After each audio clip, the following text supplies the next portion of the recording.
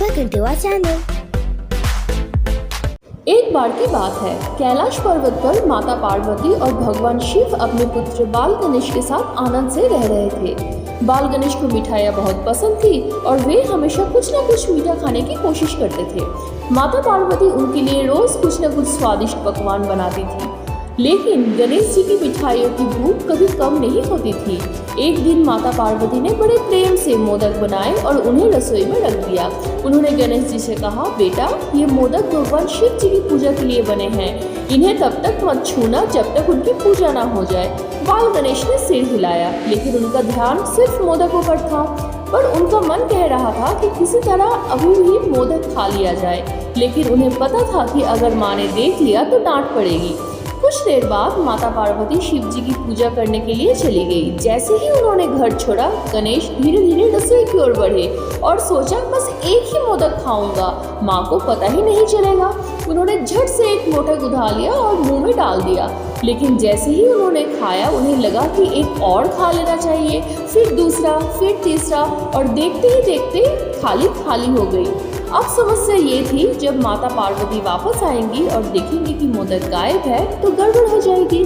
बाल गणेश ने जल्दी से सोचा एक और चालाकी। उन्होंने चूहे मित्र मूषकराज से कहा, जल्दी ही कुछ मोदक के टुकड़े बाहर बिखेर दो, जिससे लगे कि यहाँ किसी ने चुराए हैं। मूषकराज ने वैसा ही किया और मोदकों के कुछ छोटे छोटे टुकड़े दरवाजे के पास बिखेर दिए, लेकिन तभी जोर से हवा चली और कुछ टुकड़े गणेश जी के पेट पर चिपक गए। माता पार्वती जब पूजा के बाद आई तो रसोई में देखा थाली एकदम खाली थी। उन्होंने इधर उधर देखा और फिर दरवाजे के पास पड़े टुकड़ों पर ध्यान गया। अरे, लगता है कोई चोर आया था, माता पार्वती ने कहा। भगवान शिव भी हंसते हुए बोले, मुझे लगता है ये चोर कोई और नहीं बल्कि हमारा नटखट बेटा ही है। जैसे ही माता ने गणेश जी की ओर देखा, उन्होंने देखा कि उनके पेट पर मोदक के टुकड़े चिपके हुए थे। बस फिर क्या था, गणेश जी की शरारत पकड़ में आ गई। माता पार्वती ने गुस्से में पूछा, बेटा बोलो, सच बताओ, क्या तुमने सारे मोदक खा लिए? बाल गणेश थोड़ा घबराए, फिर मासूमियत से बोले, माँ, असली चोर मूषकराज है, मैं तो बस उसकी मदद कर रहा था ताकि वो पकड़ा ना जाए।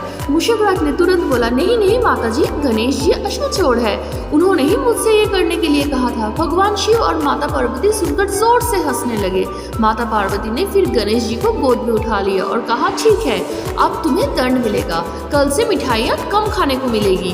गणेश जी दुखी हो गए और बोले, ओ माँ, अगर मुझे कम मिठाइयाँ मिलेगी तो मेरी बुद्धि कैसे तेज होगी, मेरी ऊर्जा कैसी बनी रहेगी? भगवान शिव बोले, तुम बहुत चालाक हो बेटा, लेकिन याद रखो, लालच अच्छी चीज नहीं होती, तुम्हें हमेशा धैर्य रखना चाहिए। और फिर माता पार्वती ने उन्हें ढेर सारे मोदक खिलाए। इस तरह बाल गणेश की नटखट मस्ती और उनकी चालाकी और मासूमियत ने सबका दिल जीत लिया। Don't forget to like, share and subscribe.